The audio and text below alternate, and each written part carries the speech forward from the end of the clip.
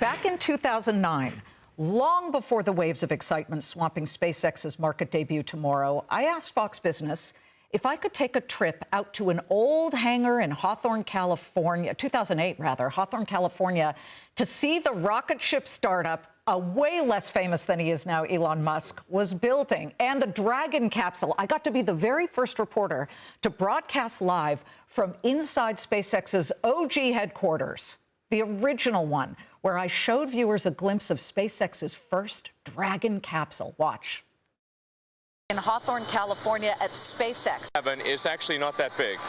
You can think of the space shuttle like a giant semi-trailer where it's got a big volume as the Soyuz, which carries 3 people. Dragon eventually, in years to come, be ferrying human beings, astronauts, to the International Space Station and beyond. That was 2008. It would take another 12 years before that Dragon capsule would carry its first astronauts into space. I mean, think of how long Elon Musk stuck with it. But remember, SpaceX was founded in 2002. There are a lot of naysayers, but Musk found that guy who was a believer, rocket scientist Tom Mueller, who signed on as employee #1 of SpaceX. Mueller spearheaded the engineering of SpaceX's engine families, including the Merlin engine, which powered the Falcon vehicles, the Draco and the Super Draco thrusters.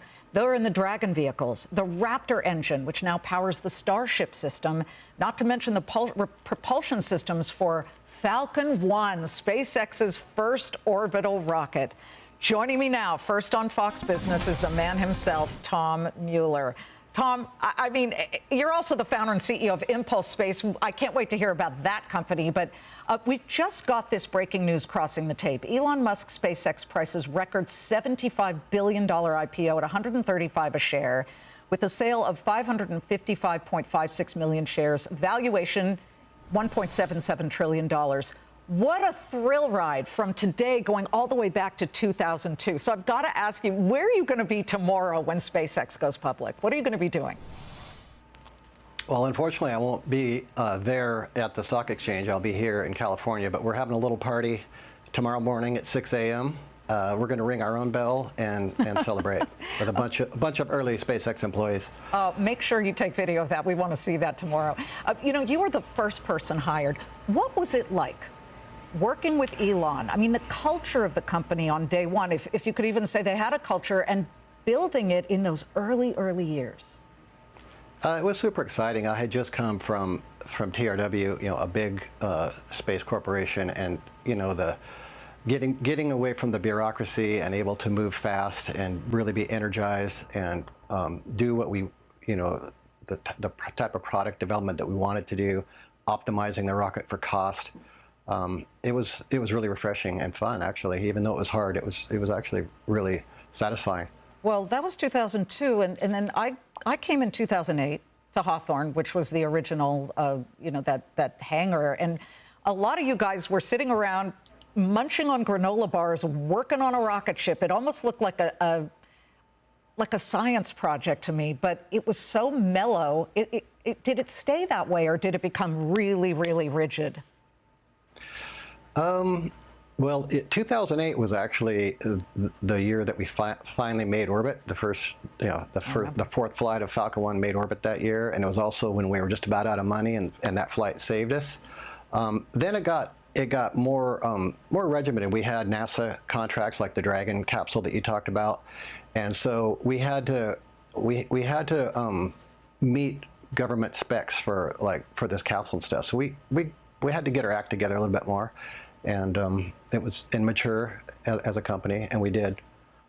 Well, you look back at those times, and it was 2007, late 2007, that Fox Business launched. So we were a startup right as we got there to Elon's rocket ship company in 2008. And I remember the early days. You don't realize how much fun it is until you look back on it and say, God, we took chances. Elon has continued to take chance after chance, building out Starlink. It's really become so much more than just a space company. Can he really just call it a space company when, in essence, he's got AI initiatives and not just the space launch and the rocket ships? Yeah, if you look at, you know, the business right now, the launch is actually one of the smaller pieces. You know, even though SpaceX last year, you know, had the most launches of any company or country. Took almost 90% of the mass to orbit last year.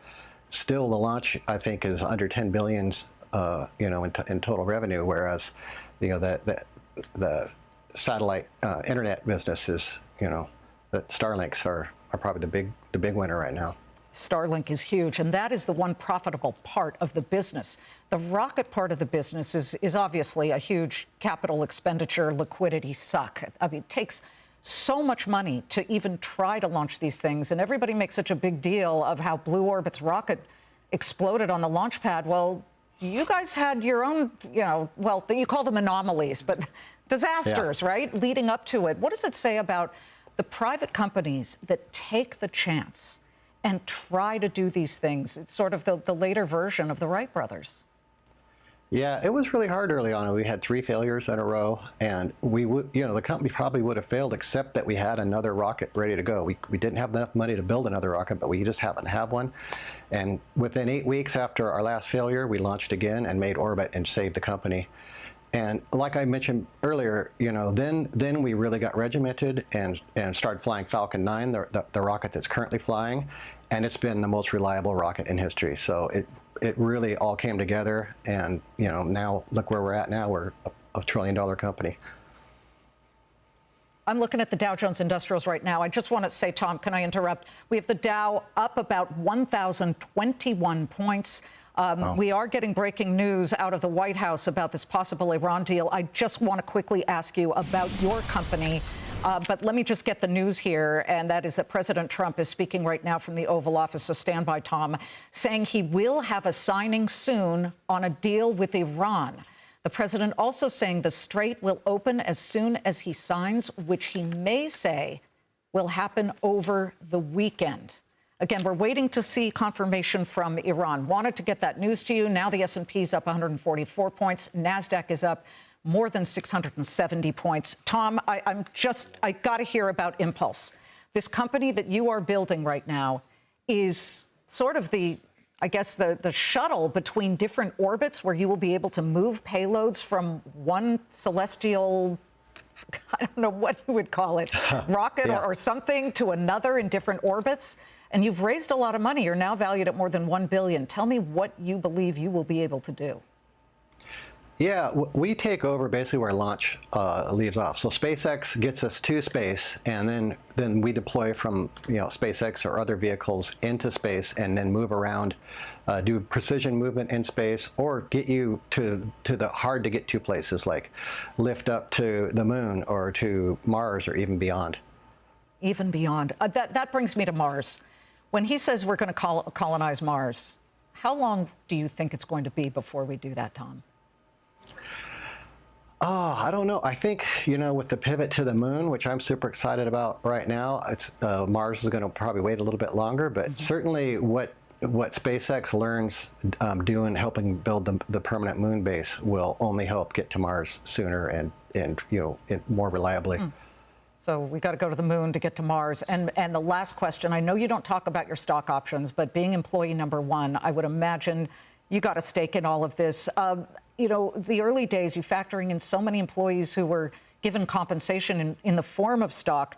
How life-changing will this IPO be for a lot of people you used to work with? Very life-changing. Elon always said that your salary is one thing, but it's the equity that's going to be worth something. And we are all like, yeah, okay, someday. One day. That day is here. It's great. Congratulations, Tom. It's really great to have you on the show. Thank you. And take that video to more of your party. I want to see that. Okay.